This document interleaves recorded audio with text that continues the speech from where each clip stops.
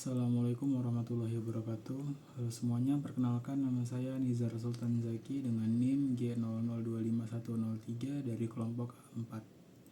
Di sini saya akan menyampaikan laporan anatomi blok 2.2. Baik, kita langsung saja ke laporan pertama. Saat kegiatan bermain, Rusdi, seorang anak laki-laki usia 4 tahun tiba-tiba berhenti berlari karena sesak napas dengan bibir dan ujung jari tampak kebiruan.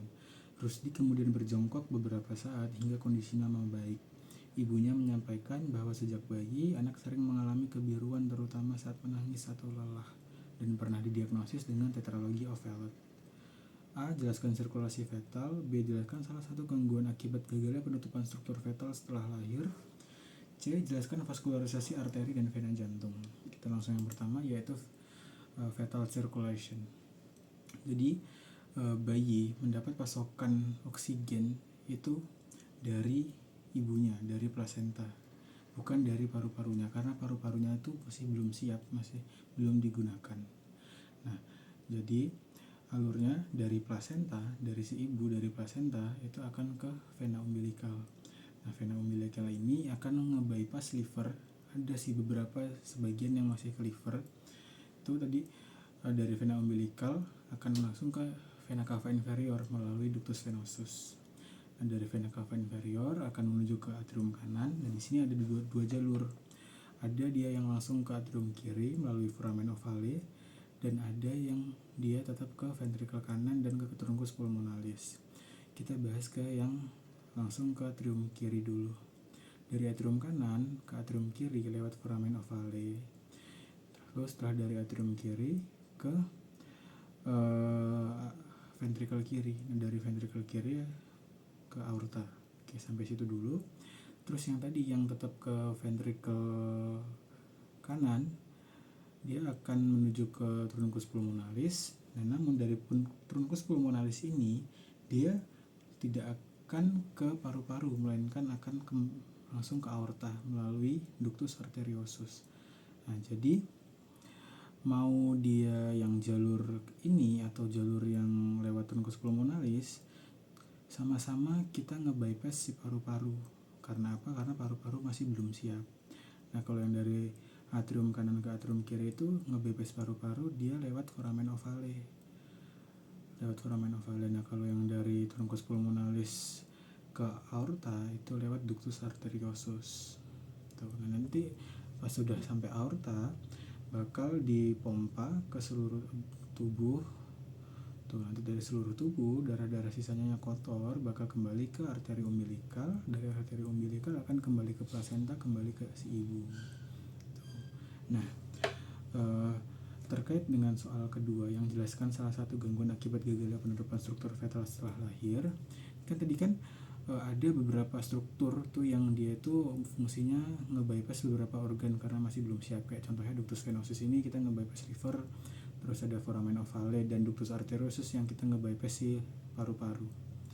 Nah, apa yang terjadi kalau misalkan ketika bayi sudah lahir, ketika paru-parunya sudah siap, ductus ini, bangunan-bangunan ini, foramen ovale, ductus arteriosus itu tidak menutup. Nah, kita kali ini membahas yang ke apabila foramen ovalenya nggak menutup aja. Nah, itu namanya adalah patent foramen ovale. Jadi patent foramen ovale itu jadi masih terdapat lubang setelah lahir.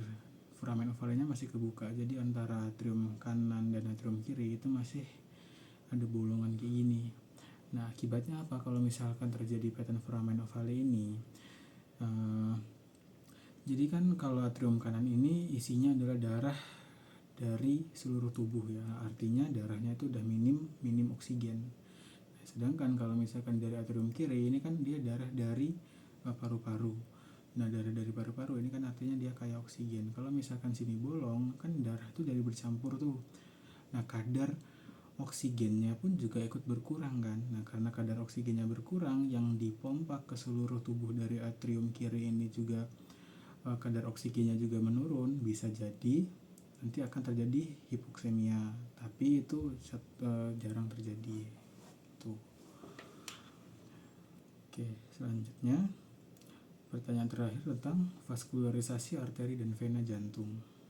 Oke, jadi vaskulasi arteri dan vena jantung itu namanya sirkulasi koronaria. Nah, arterinya itu namanya arteri koronaria. Jadi alurnya awalnya ini dari aorta. Ini kan aorta ascending, aorta yang naik. Itu punya cabang. Itu ada yang arteri koronaria dextra dan arteri koronaria sinistra. Nah, yang dextra ini akan dia berjalan ke arah lateral. Nah, nanti sampai sini dia akan bercabang. Jadi sini yang berjalan di pinggirnya, di marginnya. Jadi namanya ramus marginalis dexter, arteri koronaria dextra.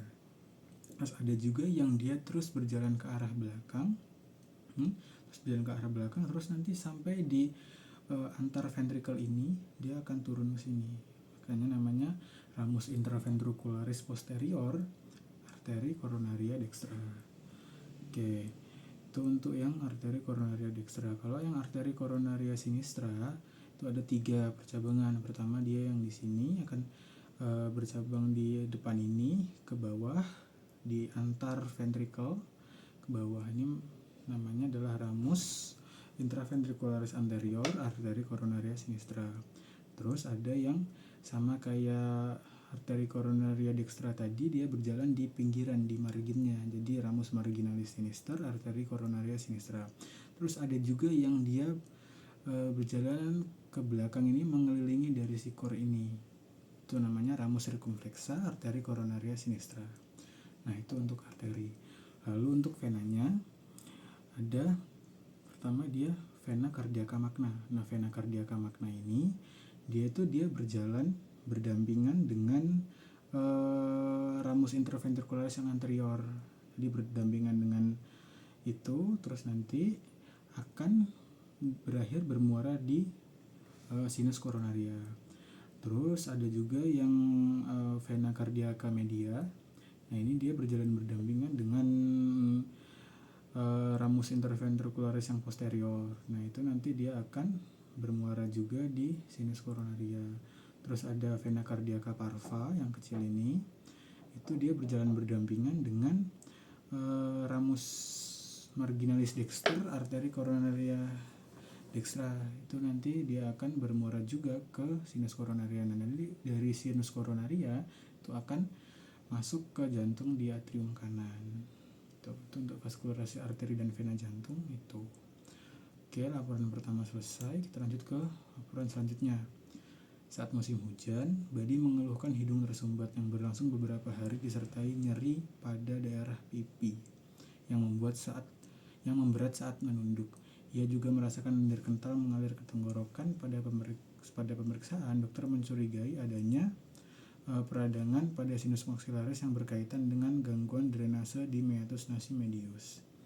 A. Jelaskan sinus-sinus paranasal yang terdapat pada hidung beserta fungsinya. B. Sebutkan pembagian meatus nasi dan lubang muara masing-masing sinus. C. Jelaskan mengapa sinus maxillaris lebih sering mengalami sinusitis dibandingkan sinus lainnya. Oke, yang A. Jelaskan sinus paranasal yang terdapat pada hidung beserta fungsinya. Jadi sinus paranasal itu adalah gampangnya dia adalah sekelompok rongga atau ruangan yang dia itu sekelompok rongga atau ruangan di os kraniofasial, ya, di tulang wajah yang dia tuh memiliki muara di kavum nasi. Jadi tuh dia punya hubungan ke kavum nasi, itu dia ada muara-muaranya. Nah, fungsinya tuh buat apa sih? Nah, fungsinya itu dia bisa untuk mengurangi berat relatif tengkorak, bisa untuk meningkatkan resonansi suara, bisa berperan sebagai penyangga terhadap trauma wajah, terus juga bisa melindungi struktur wajah, terus juga melembabkan dan menghangatkan suhu inspirasi, terus juga berperan dalam pertahanan tubuh. Tuh sinus paranasal. Nah, terus sebutkan pembagian meatus nasi dan lubang muara.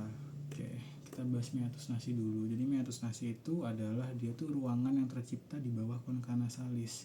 Jadi ini concha nasalis superior ya. Nah, kayak ini kan di bawahnya kan ada ruangannya tuh. Itu namanya meatus nasi. Kalau di sini meatus nasi superior karena dia di bawah concha nasalis superior. Terus ini ada concha nasalis media dan di bawahnya ini ruangannya namanya meatus nasi medius. Nah, kalau ini concha nasalis inferior itu ruangan di bawahnya namanya meatus nasi inferior. Nah di meatus itu tadi itu ada muara dari sinus paranasal tadi itu. Nah kita mau bahas dari sinus paranasal itu muaranya yang pertama sinus sphenoidal itu dia punya muara di sini, ini namanya recessus sphenoethmoidal. Nah terus kalau di meatus nasi superior itu dia ada muaranya sinus ethmoidal yang posterior. Nah kalau di meatus nasi media, ini aja gambarnya yang ini. Nah kalau ini kan tadi ini sinus sphenoidal muaranya di recessus sphenoethmoidal. Terus ini concha nasalis superior, ini meatus nasi superior, itu ada muaranya dari sinus ethmoidal yang posterior. Nah terus di sini ini meatus nasi media itu ada muaranya dari ethmoidal yang media, terus ada ethmoidal yang anterior, terus ada juga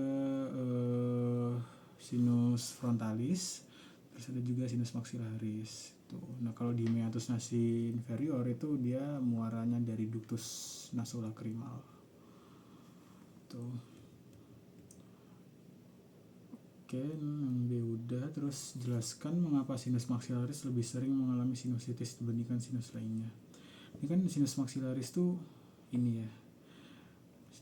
Ini sinus maxillaris itu kan di daerah sini. Nah, lubang muara dari sinus maxillaris itu dia itu posisinya tidak menguntungkan banget gitu loh. Jadi dia tuh muaranya tuh ada di atas dari sinusnya itu, makanya cairan-cairan lendir di dalamnya itu dia susah keluar. Karena susah keluar akhirnya apa? Banyak bakterinya, jadi akhirnya tempat infeksi. Nah kalau infeksi gimana akhirnya? Akhirnya sinusitis. Makanya di sinus maxillaris itu gampang banget sinusitis karena yaitu dia cairannya susah keluar, akhirnya bakterinya numpuk, infeksi, sinusitis. Tuh. Oke, laporan sudah selesai. Terima kasih. Assalamualaikum warahmatullahi wabarakatuh.